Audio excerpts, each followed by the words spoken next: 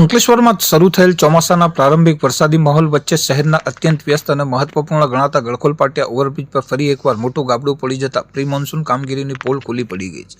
ભરૂચ અને અંકલેશ્વર જોડતા શહેરોને જોડતા આ મુખ્ય બ્રિજ પર રસ્તાનો ઉપરનો ભાગ તૂટી જતા અંદર ફિટ કરવામાં આવેલ લોખંડના મજબૂત સળિયા પણ બહાર આવી ગયા છે। આ પરિસ્થિતિના કારણે બ્રિજ પરથી પસાર થતા હજારો વાહન ચાલકોની સુરક્ષા સામે ગંભીર પ્રશ્નાચિહ્નો ઊભા થયા છે। રોજિંદા ધોરણે નોકરી ધંધો કે ઉદ્યોગ તરફ જવા માટે આ બ્રિજનો ઉપયોગ કરતા સ્થાનિક રહીશો અને વાહન ચાલકો હવે ભારે જોખમ વચ્ચે અને અકસ્માતના સતત ડર સાથે અહીંથી પસાર થવા મજબૂર બન્યા છે। સ્થાનિકોમાં ચિંતાનો માહોલ છે કે જો વહેલી તકે આ મોટા ખાડા પૂરવામાં નહીં આવે તો કોઈક મોટો અકસ્માત સર્જાઈ શકે છે અને કોઈ નિર્દોષ વાહન ચાલકનો જીવ પણ જઈ શકે છે, જેથી તંત્ર દ્વારા યુદ્ધના ધોરણે તાત્કાલિક સમારકામ હાથ ધરવામાં આવે તેવી માંગ ઉગ્ર બની છે। આ સંવેદનશીલ મામલે રાજકીય ગરમાવો પણ આવી ગયો છે અને કોંગ્રેસ પક્ષ દ્વારા સ્થાનિક પ્રશાસન અને ભ્રષ્ટ નીતિઓ પર આકરા પ્રહારો કરવામાં આવ્યા છે। કોંગ્રેસના સ્થાનિક નેતા સોએબ ઝઘડિયાવાલાએ ઘટના સ્થળની મુલાકાત લઈ બ્રિજના નિર્માણ અને તેની જાળવણીમાં મોટા પાયે ભ્રષ્ટાચાર થયો હોવાના ગંભીર આક્ષેપ કર્યા છે। તેમણે જણાવ્યું હતું કે કરોડોના ખર્ચે બનેલ આ બ્રિજની આવી દયનીય સ્થિતિ એ સાબિત કરે છે કે સરકારી નાણાંનો દુરુપયોગ થયો છે અને નબળું મટીરિયલ વાપરવામાં આવ્યું છે। આ સમગ્ર ઘટનાની ઉચ્ચ સ્તરીય તપાસ કરવામાં આવે અને વાહન ચાલકોનો જીવ જોખમમાં મૂકનાર જવાબદાર કોન્ટ્રાક્ટરો તેમજ કચેરીના બેદરકાર અધિકારીઓ સામે કડકમાં કડક કાયદાકીય કાર્યવાહી કરવામાં આવે તેવી માંગ વિપક્ષ દ્વારા કરવામાં આવી છે। લોકો અને જનપ્રતિનિધિઓ એક સુરે તંત્રને સત્વરે જાગીને આ જોખમી ગાબડાનું કાયમી ધોરણે પેચવર્ક કરવા અને માર્ગ સલામત બનાવવા અપીલ કરી રહ્યા છે।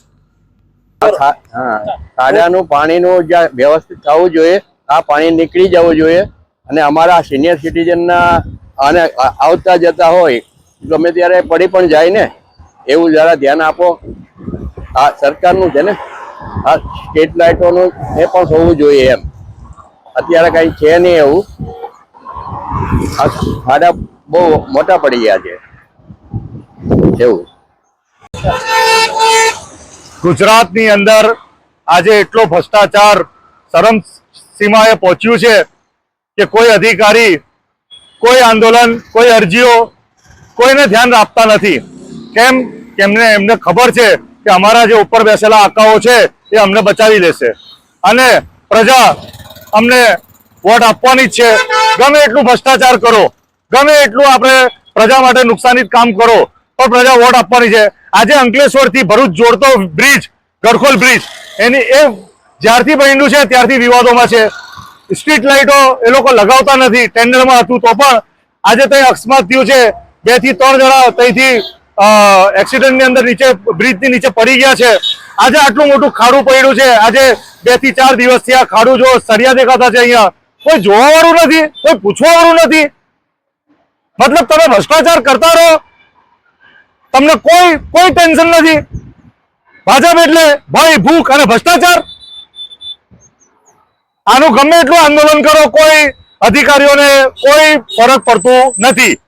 એના માટે પ્રજાએ રસ્તા ઉપર આવવું પડશે અને આવનારા દિવસોની અંદર યુથ કોંગ્રેસ આ બ્રિજની ઉપર રસ્તા રોકો આંદોલન કરશે એવી અમારી ચીમકી છે।